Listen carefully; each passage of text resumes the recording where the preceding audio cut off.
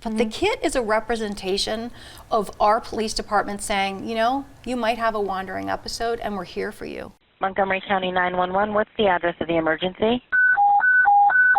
Laurie, or Officer Reyes, we are so happy to have you back on the podcast. I know we recently had you and Jen here to talk a little bit about how your program was started, but now I'd really like to dive in deeper. Okay. Yeah.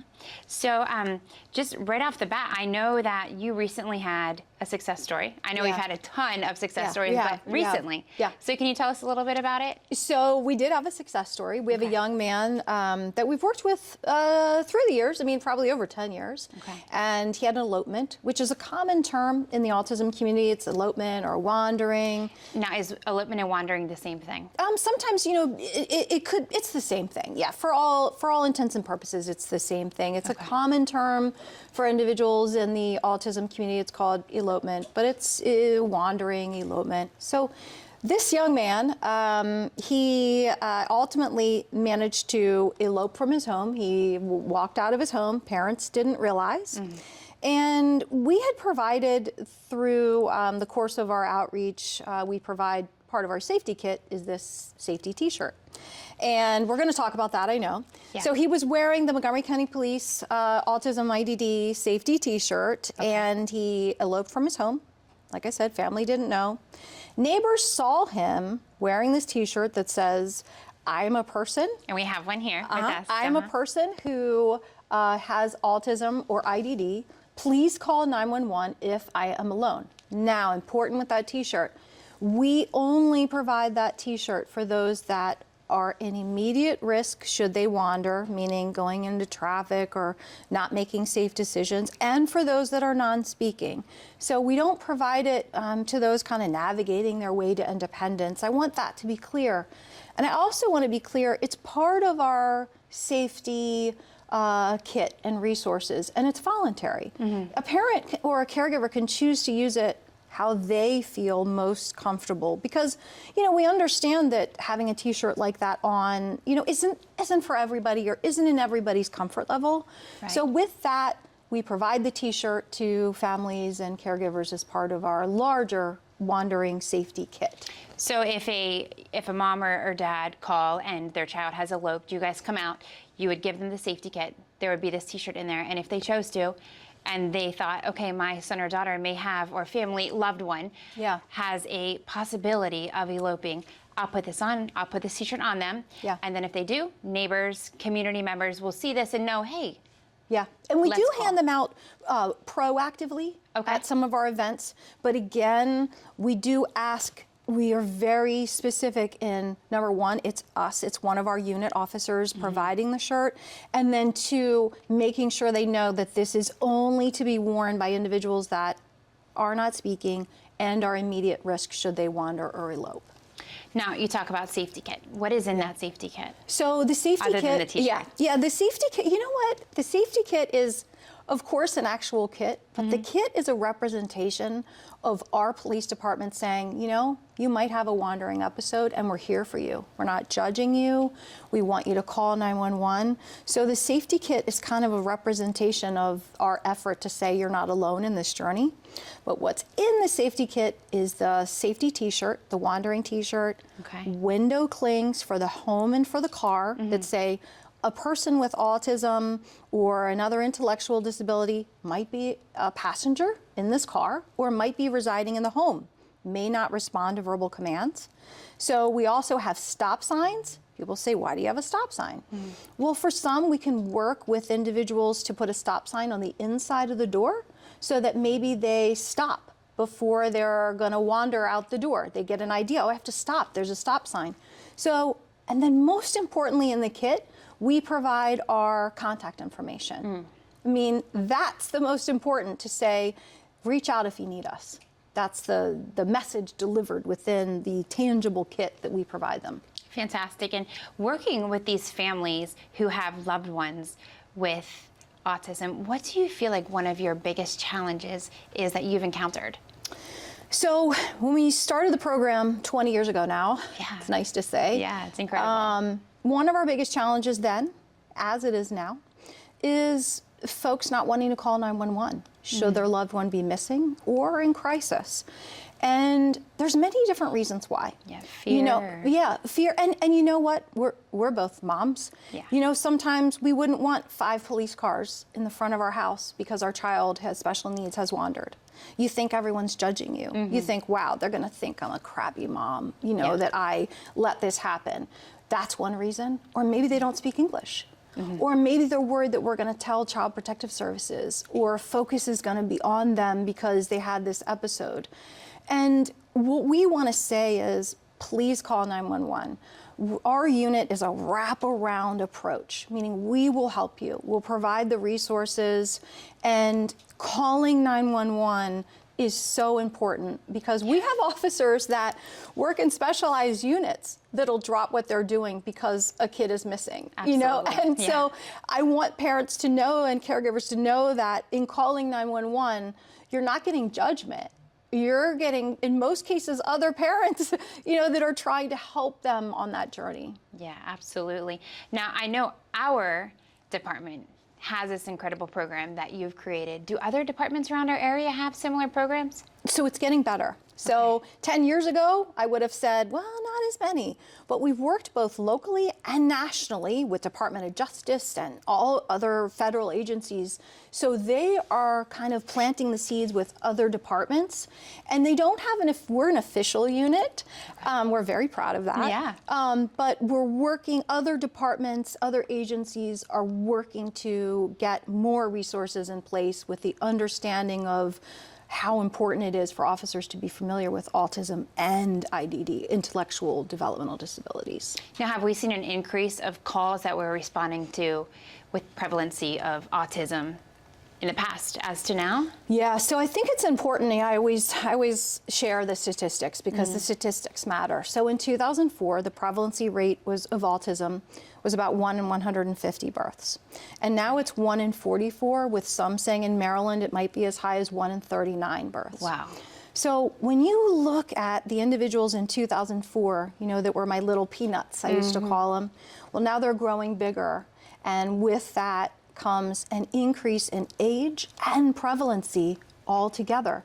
That creates challenges with all law enforcement in the severity of calls that come with individuals that are bigger and stronger and more challenges. So we've seen that challenge, and our training, we're very lucky that our training has remained fluid in addressing what we're doing to make sure that we have those positive, safe interactions, you know, for all individuals on the autism spectrum. That's incredible. And the training, you developed that training for officers. You know, I did. Some people say, well, where did you get your experience? And you know, I get that question a lot, like, well, where did you go to school? And I said, well, I didn't go to school for that, but I went to the school of asking questions. So I immersed myself in the community and said to, what do you need from us? Said to caregivers, what could we have done different? Started calling. Hey, you called for your son that has autism.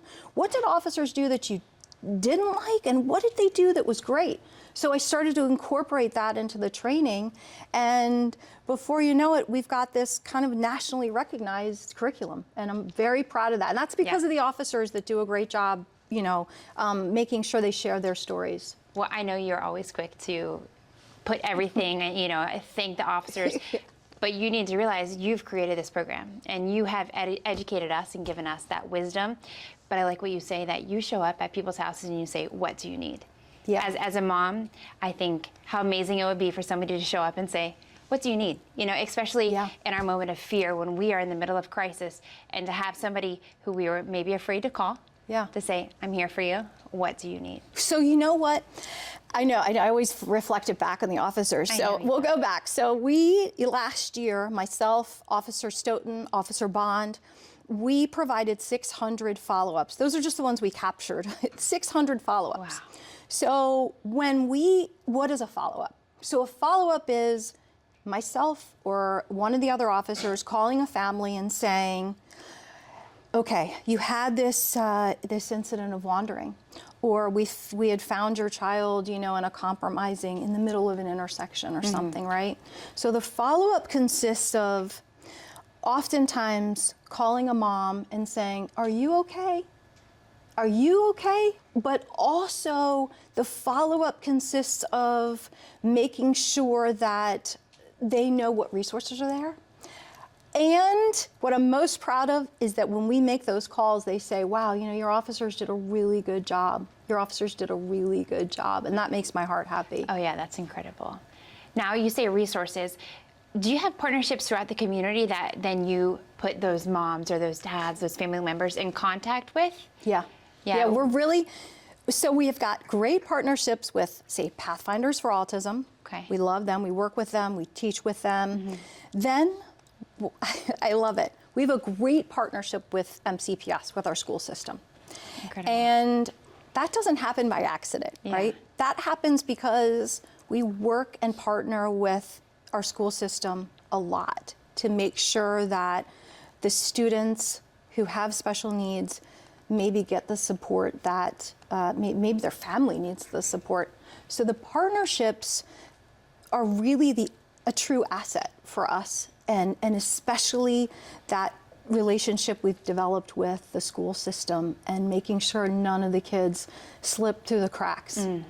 Yeah, none of the families slip through the cracks. And, you know, because you could have a child that elopes from home that might elope also from school or is in crisis. And so those partnerships are really, really important. Yeah, I just think this entire program is incredible. So what are some things that you need from our community? What can the community do to help us further the efforts of this program?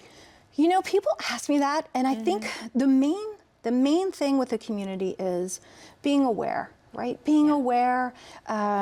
If you see an individual, like for instance, many of our individuals who have autism, we can find them in sometimes very dangerous situations. You know, our non-speaking young kiddos on the autism spectrum, we've found in the middle of intersections or going towards bodies of water.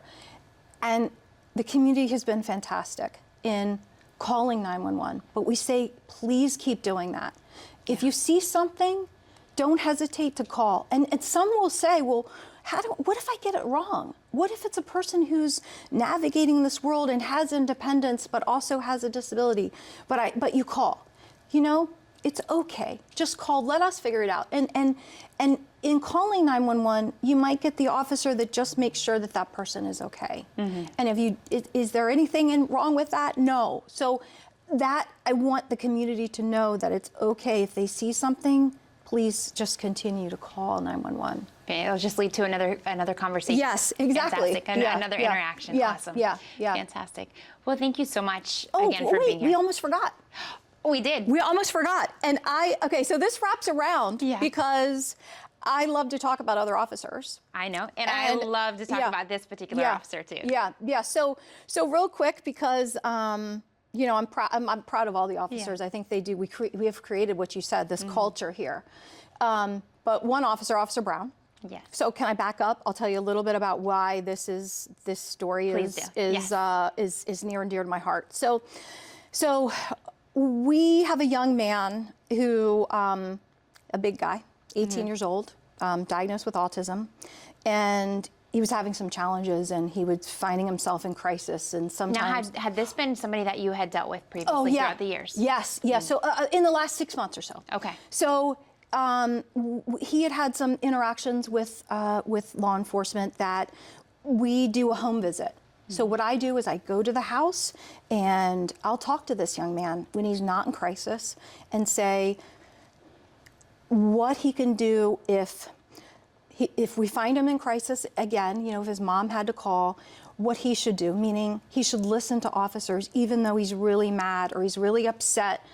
He should have calm hands, right? I talked to him about having calm hands, sitting down with the officers calm, listening to the officers at the time, even though he's mad. And of course, we both know that doesn't always work for everyone, but at least it plants the seed with this young man that the officers are there to help him. And the calmer he is, if he can be, and follows the officer's directions, that they will be able to help him and listen to him. Absolutely. So we had this conversation with this young man. And fast forward, and we find him in crisis again. Okay. So we're responding, 911 is called, officers arrive, and this young man is trying to listen to what we had said, keeping calm, but he's angry. So Officer Brown arrives on scene, and it's a kind of a chaotic situation. She recognized that he was trying to also listen to her, and in her calm way, she was able to ultimately recognize him trying to listen and get him to the help that he needed. And so she and I talked, and I said, well, was he calm at where was he calm, or how was his demeanor? And she said, he actually did listen, and he listened to me. And I think it's because both of them are educated, right? Both of them are educated. They found that understanding together. Yeah, and they got him the help that he needed. So I didn't want to wrap up and not share that awesome Officer Brown story. Yeah, absolutely. Well, thank you. Yeah. Again, thank you for being here with us. Thank you for sharing this with us. We look forward to having you again on the show. I just want to hear more and more about what you're doing for the community. Thank you. Bye. Thank you. Well, thank you guys for tuning in. Stay connected, stay safe, and we'll see you next time.